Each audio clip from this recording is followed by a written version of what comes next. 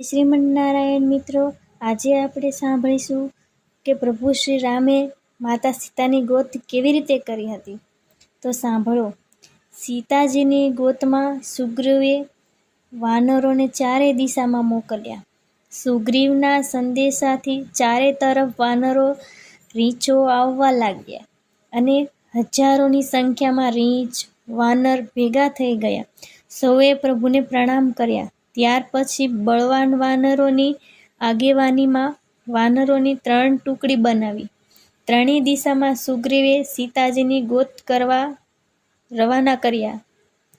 ચોથી ટુકડી હનુમાનજી સાથેની ટુકડી બનાવીને તેની આગેવાની અંગદને સોંપી અને સૂચના આપી, જે સમાજ મળે તેને પૂછો અને સીતાજી ક્યાં છે તેની માહિતી મેળવો. 1 મહિનામાં આવી જાઓ. 1 મહિનો પૂરો થયા પછી સીતાજીની ભાળ મેળવ્યા વિના જો તમે પાછા આવશો તો તમારે મૃત્યુદંડ ભોગવવો પડશે. અંગદની ટુકડી તૈયાર થઈ ગઈ. અંગદ, નલ, નીલ, જામત સૌ એકઠા થયા. સૌને પાછળ હનુમાનજી ઊભા છે. પછી સૌ જવા તૈયાર થયા. અંગદ, નલ, નીલ, જામતે એક પછી એક ભગવાનને પ્રણામ કર્યા. હનુમાનજી છેલ્લે પ્રણામ કરવા લાગ્યા એટલે શ્રી રામે હનુમાનજીને નજીક બોલાવી પોતાની આંગળીમાંથી રામ લખેલી મુદ્રિકા વીંટી હનુમાનજીને આપીને પ્રભુએ કહ્યું, હનુમાન, સીતા મળે તો આ મુદ્રિકા તેમને બતાવજો. તેઓ તમને ઓળખશે કે તમે મારા ભક્ત છો. પછી મારા બળની તે વિરહની કથા તમે સીતાને સંભળાવજો. પછી હનુમાનજીના મસ્તક ઉપર હાથ મૂકી આશીર્વાદ આપ્યા. હનુમાનજી ધન્ય બની ગયા. ભગવાનના ચરણોમાં પ્રણામ કરી યાત્રાનો આરંભ કર્યો. ત્યારે હનુમાનજીએ રામજીને આપેલી મુદ્રિકા મુખમાં મૂકી, કારણ કે પોતે તો લંગોટ સિવાય કશું પહેરતા નહોતા, તેથી ખિસ્સા જેવું તો હોય નહીં. તુલસીજી લખે છે, પ્રભુ મુદ્રિકા મેલી મુખ માહી. સૌએ યાત્રાનો પ્રારંભ કર્યો. પર્વતની ગુફાઓ, ગોત્રો, ઋષિમુનિઓના આશ્રમો જ્યાં જઈ તપાસ કરવા લાગ્યા. પછી સૌને તરસ લાગી. હનુમાનજીને થયું, આ બધાને જળ નહીં મળે તો આ વ્યાકુળ થઈ જશે અને કદાચ મૃત્યુ પણ પામશે. તેને નજર દોડાવી તો સામે પર્વતની ગુફામાં પક્ષીઓ ઉડતા દેખાયા. હનુમાનજીએ વિચાર કર્યો, ત્યાં જળ હોવું જોઈએ. હનુમાનજી ટુકડીને લઈને તે ગુફા પ્રવેશ્યા. હનુમાનજી આગળ ચાલે છે. બીજા વાનરો તેમની પાછળ પાછળ જાય છે. તેમને ગુફામાં આશ્રમ દેખાયો. ત્યાં જઈ જોયું તો સરોવર છે, મંદિર છે, બાગ અને આગળ જતા દેખાયું કે મંદિરમાં સ્વયંપ્રભા નામની તપસ્વીની બેઠી છે. હનુમાનજીએ બધા વાનરો સાથે તેને પ્રણામ કર્યા. સ્વયંપ્રભાએ આંખો ખોલી અને પ્રસન્ન કર્યો, તમે શ્રી રામના દૂત છો. ત્રેતાયુગ થઈ ગયો અને મને એમ કહેવામાં આવેલું કે ત્રેતાયુગની શરૂઆતમાં રામના દૂતો સીતાજીની શોધ કરવા માટે નીકળશે. તમારા આશ્રમમાં જળપાન કરવા આવશે ત્યારે સમજવું કે તમારી સાધના પૂર્ણ થઈ. ભાઈઓ, તમે જળપાન કરો, ફળ ફૂલ ખાઓ અને પછી મારી પાસે પાછા આવો. અંગદની ટુકડીએ જલપાન કર્યું, ફલાહાર કર્યો. પછી સ્વયંપ્રભા પાસે આવ્યા.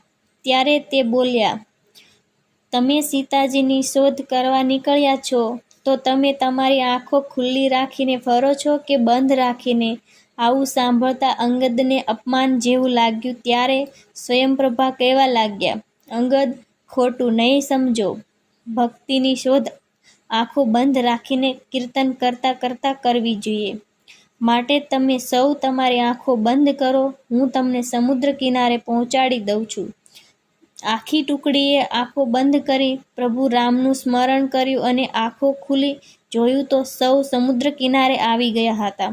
સમુદ્ર કિનારે એક ગુફામાં સપાતી નામનો વિશાળકાય ગીધ રહેતો હતો. તેણે વાનરોને જોયા. અંગદ, રીંછ વાનરો ચર્ચા કરે છે 1 માસ પૂરો થવામાં છે, પરંતુ સીતાજીની શોધ હજુ કરી શક્યા નથી. ત્યાં જઈશું તો સુગ્રીવ મારી નાખશે અને અહીંયા રહીશું તો જળફળ વગર મૃત્યુ પામીશું. આ ચર્ચા સંપાતિ નામનો ગીધે સાંભળી અને ગુફાની બહાર આવ્યો. વાનરોને જોઈ કહેવા લાગ્યા, આજ વિધાતાએ મને સારો ખોરાક આપ્યો છે. હું આ રીંછ વાનરોને ખાઈ જઈશ. એ જ વખતે વાનરોની ટુકડીએ વિશાળકાય ગીધને જોયો અને સૌ ગભરાયા. હનુમાનજી હજુ આંખો બંધ કરીને બેઠા છે.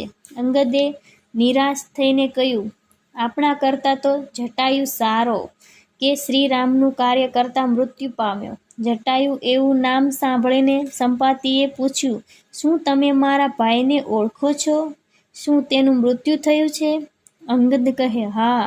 સંપાતિ કહે, ભાઈઓ, મને સમુદ્ર તટે લઈ જાઓ, મારા ભાઈને હું તિલાંજલિ આપું. સમુદ્ર તટે જઈને સંપાતિએ પોતાના ભાઈ જટાયુને તિલાંજલિ આપી. પછી પોતાની કથા કહેતા સંપાતિ બોલ્યો, ભાઈઓ, હું અને જટાયુ બંને સગા ભાઈઓ છીએ.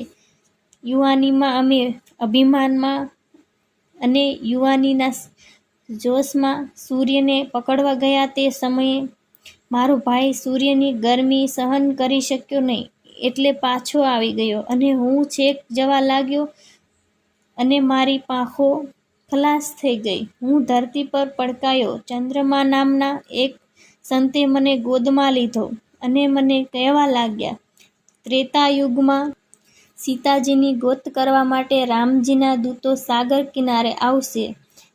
તેમને તું સીતાજીની માહિતી આપજે. એમ કરીશ એટલે તારી પાંખોમાં ચૈતન્ય આવશે. ભાઈઓ, તમારા દર્શનથી મારી પાંખોમાં ચૈતન્ય આવ્યું છે. તમે શ્રી રામના દૂતો છો. રામ દર્શન કરતાં કરતાં અહીં સુધી આવ્યા છો, માટે કાયર થશો નહીં. ભાઈઓ, મારી દ્રષ્ટિ અપાર છે. હું અહીંયા બેઠા બેઠા સીતાજીને જોઈ શકું છું. એ લંકામાં અશોક વાટિકામાં બેઠા છે. તમે સૌ મારી દ્રષ્ટિ ઉપર વિશ્વાસ રાખો. મારી કર્મશક્તિ ખલાસ થઈ ગઈ છે, પરંતુ જ્ઞાન દ્રષ્ટિ સલામત છે. તમારામાં કર્મશક્તિ છે, માટે તમે રામ કાર્ય કરો છો. હું બેઠો બેઠો જોઉં છું. આમ કહી સંપાતિ સીતાજીની માહિતી આપી ચાલ્યા ગયા. અહીં સૌ સાગર કિનારે પર્વત નીચે બેઠા વિચાર કરે, 400 ગાંવનો આ દરિયો ઓળંગીને કોણ જાય? અંગદ કહે, હું કૂદી તો જાઉં, લંકા પહોંચી જાઉં, પરંતુ પાછો ન આવી શકું. એના 2 કારણ છે. એક તો રાવણનો પુત્ર અક્ષયકુમાર મારી સાથે ભણતો હતો. પાઠશાળામાં અમારે ખૂબ તકરાર થતી. એમાં એક દિવસ મારા ગુરુએ મને શાપ આપ્યો કે જ્યારે તું અક્ષયનું મુખ જોઈશ ત્યારે તારું મૃત્યુ થશે. એટલે જાવ તો ખરો, પણ અક્ષય મળી જાય તો પછી મારું મૃત્યુ નક્કી છે. બીજું, લંકા ભોગની નગરી છે. હું સંસારી જીવ છું. ભક્તિની શોધ કરતાં કરતાં કદાચ સંસારના વિષયમાં ડૂબી જાવ તો તમને ખબર કોણ આપે? આ 2 કારણોને લઈને મને મારામાં જ ભરોસો નથી. જામવંત કહે, તમે ટુકડીના નાયક છો એટલે તમને મોકલાય નહીં. પછી તો કોઈ કહે હું આટલું કૂદું અને સમુદ્રમાં પડી જાઉં. કોઈ કહે એમ. સૌએ પોતપોતાની શક્તિ કઈ સંભળાવી. હનુમાનજીની તો હજુય આંખો બંધ છે. જામવંતજી કહે, હનુમાનજીને બિરદાવ્યા. જામવંત કહે, હી સુનું હનુમાના, કા સુપ સાધી રહુ બલવાના, પવન તનમ કબલ પવન સમાતા, બુદ્ધિ વિવેક વિજ્ઞાન નિધાના, કવન સૌ કાજ કઠિન જગમાહી, જો નહીં તાત તુમ પાહી. હનુમાનજી, તમે મૌન કેમ છો? તમે તો પવન પુત્ર છો અને બળમાં, બુદ્ધિમાં, વિવેકમાં, વિજ્ઞાનમાં તમે કોઈથી કમ નથી. સંસારમાં એવું કયું કાર્ય છે કે જે તમે ન કરી શકો? જામવંતે હનુમાનજીને એમની શક્તિઓનું સ્મરણ કરાવ્યું. તેથી એમની પ્રશંસા કરી. પરંતુ હનુમાનજી એથી રાજી થયા નહીં. જામવંતને થયું, હનુમાનજીના વખાણ કરીશું તો તેમને આનંદ નહીં થાય. એટલે તેમણે બીજી યુક્તિ કરી. હનુમાનજીને કહેવા લાગ્યા, રામ કાજ લગી તવ અવતારા, સુન તહી ભયહુ પરબતાકારા. જ્યાં હનુમાનજીએ સાંભળ્યું કે તમારો જન્મ જ રામ સેવા કાજે થયો છે, સાંભળતા જ હનુમાનજીએ ભયાનક ગર્જના કરી અને પર્વત જેવું શરીર વધાર્યું. આમ હનુમાનજી રામ કાર્ય કરવા માટે તૈયાર થયા. જામતની બીજી યુક્તિ સફળ થઈ. જામત મેં છું પૂછાય તો હી, ઉચતી શિખાવન દીજ હું મોહી. હનુમાનજી જામતને કહેવા લાગ્યા, જામતજી, મને જે ઉચિત લાગે છે તેવી શિખામણ આપો.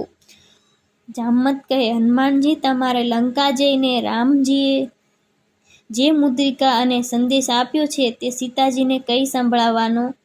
મુદ્રિકા આપવાની અને સીતાજી જે કાંઈ સંદેશો આપે તેને લઈને પાછા આવવાનું છે, અને શક્ય હોય તો લંકાની વ્યૂહ રચના કેવી રીતે છે જાણતું આવવાનું.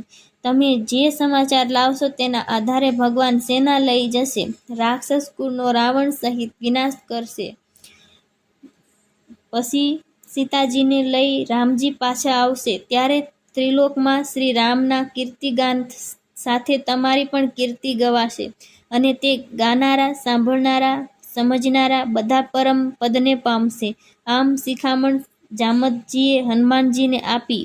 આમ કિષ્કિંધા કાંડના અંતમાં તુલસીદાસજી લખે છે, ભવ ભેષજ રઘુનાથ જસ સુનહિ, જે નર સારું નારી, તિન્હ કર સકલ મનોરથ સિદ્ધ કરહી ત્રિશિર રાટી. પ્રભુની આ યશ ગાથા સંસારના બધા રોગને દૂર કરનારી ઔષધિ છે, અને જે સ્ત્રી પુરુષ સાંભળશે એમના બધા મનોરથો ભગવાન સદાશિવ પૂરા કરશે. આટલો આશીર્વાદ આપી તુલસીદાસજીએ આપી કિષ્કિંધા કાંડની સમાપ્તિ.